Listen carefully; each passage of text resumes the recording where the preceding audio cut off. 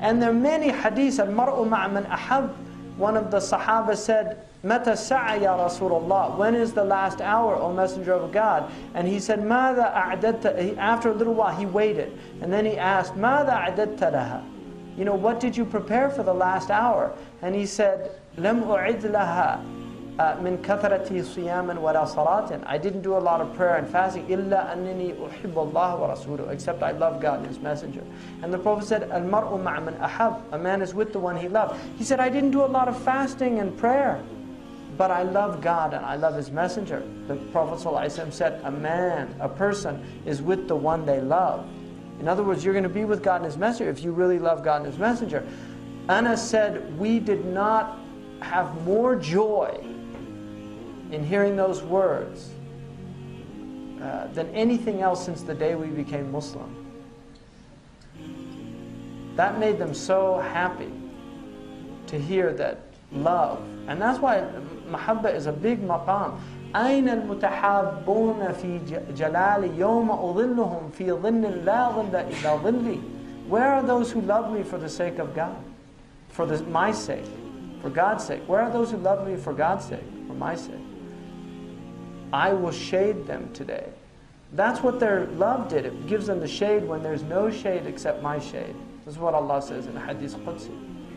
قُلْ إِن كُنْتُمْ تُحِبُّونَ اللَّهَ فَاتَّبِعُونِ يَحْبِبْكُمُ اللَّهُ وَيَغْفِرْ لَكُمْ ذُنُوبُكُمْ. Say, if you love God, then follow me. As a sign of your love, follow me. Love of the Prophet is from love of God.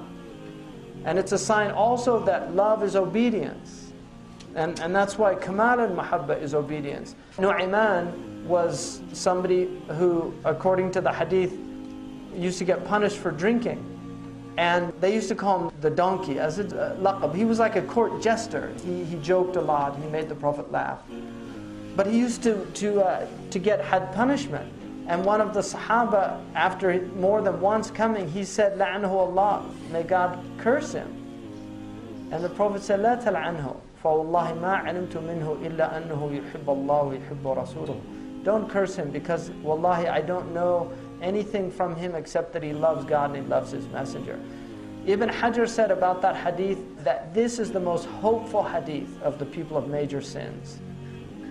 Because what it means is that the major sin does not negate the love of Allah and His Messenger, but the love is lacking. Because the more perfect the love is, the more obedience there is in the love.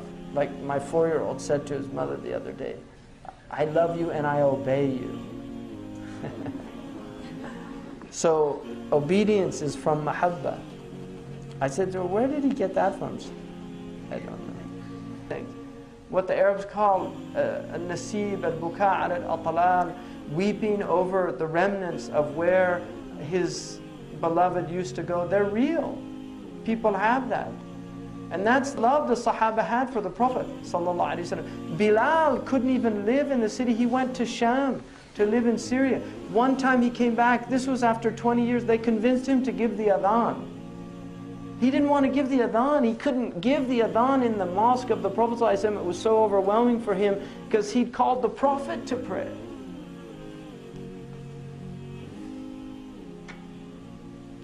So he gave the adhan, and people came flooding out of their houses in tears, thinking the Prophet ﷺ was going to come and lead them in prayer. Because that, even after 20 years, that's how connected their hearts were to the Prophet ﷺ. That's love. That was the state of these people. It was a state of mahabba. And that's why the love of the Prophet ﷺ is, you cannot love Allah without loving what Allah loves. You don't love the beloved without loving what the beloved loves. When Abu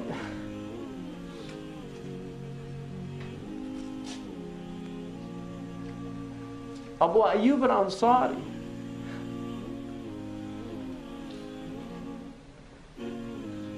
when the Prophet ﷺ came to Medina and he said to let the camel go, and then he said, فَإِنَّهَا مَأْمُورَةٌ دَعُوهَا فَإِنَّهَا مَأْمُورَةٌ. when it came and then ascended at the point, alighted at the place where the masjid is now, Abu Ayyub took the bags of the Prophet. And because everybody wanted the Prophet ﷺ, but Abu Ayyub took the bags. And the Prophet said, a man is with his luggage. He was so diplomatic, he didn't want to offend anybody. And so he went into the house, and Abu Ayyub put him on the bottom floor because he wanted to honor him. It's easier to be on the bottom floor than on the top floor. You have to walk up the stairs. You can't go out as easy. He wanted him, so he and his wife went up. He couldn't, he became so constricted because he was, I don't want to put my foot where the head.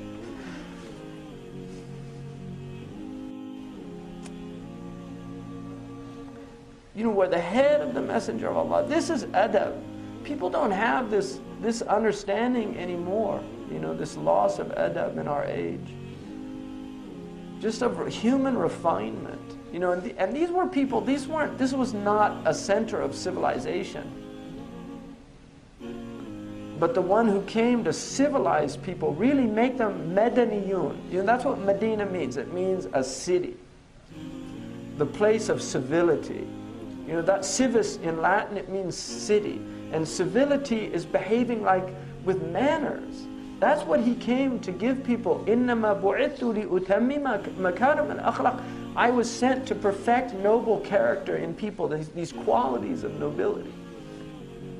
And then look at the love of these humans for him. The Sahaba, even the Mushrikun said, we've never seen, even the way the kings of Persia and the Byzantine, we didn't see their people treating them with the same respect that the companions treated the Prophet. And so this idea of not having ta'zeem for the Prophet ﷺ is alien to our tradition. This is at the root of our tradition. Ta'zeem for the Messenger of Allah, exalting his stature, honoring his position. And that's out of love. You have to love the Prophet. He said, once Omar said to him, Wallahi, Ya Rasulullah, innaka la ahabbu أحبك أكثر من كل شيء إلا نفسي. I love you more than everything except myself. And the Prophet said, لا والله يا عمر. No, by Allah, Omar. لا يؤمن أحدكم حتى أكون أحب إليه من نفسي التي بين جنبيه. Nobody truly believes in it until I'm more beloved to him than his own soul between his two sides. And Omar said, الآن يا رسول الله والله إنك لأحب إلي من نفسي التي بين جنبي. Wallahi, O Messenger of Allah, now you're more beloved to me than my own soul between you. He said, الآن يا عمر. It's in Sahih al-Bukhari. الآن يا عمر. The Prophet said, لا يؤمن أحدكم حتى أكون أحب إليه من والده وولده. And in a riwayah, وماله وأهله والناس أجمعين. None of you truly believes until I am more beloved to him than his father, his parents, his father and mother, his children, and in a riwayah, his wealth, his property, his family, and all of humanity. And the Prophet is not saying that. That's from God. That the Prophet is commanded to say that. أَنَا سَيْدُ وَلْدِ آدَمْ وَلَا فَخْرٍ. I am the master of the children of Adam, and there's no boasting here. I'm not boasting. The Prophet ﷺ didn't boast. So this is what Allah is telling us and asking us no less than this. On one hand, it seems like a tall order. On the other hand, if you really understand it and if you really contemplate it, it's the least that we can do. Wallahi, it's the least that we can do if you really contemplated it.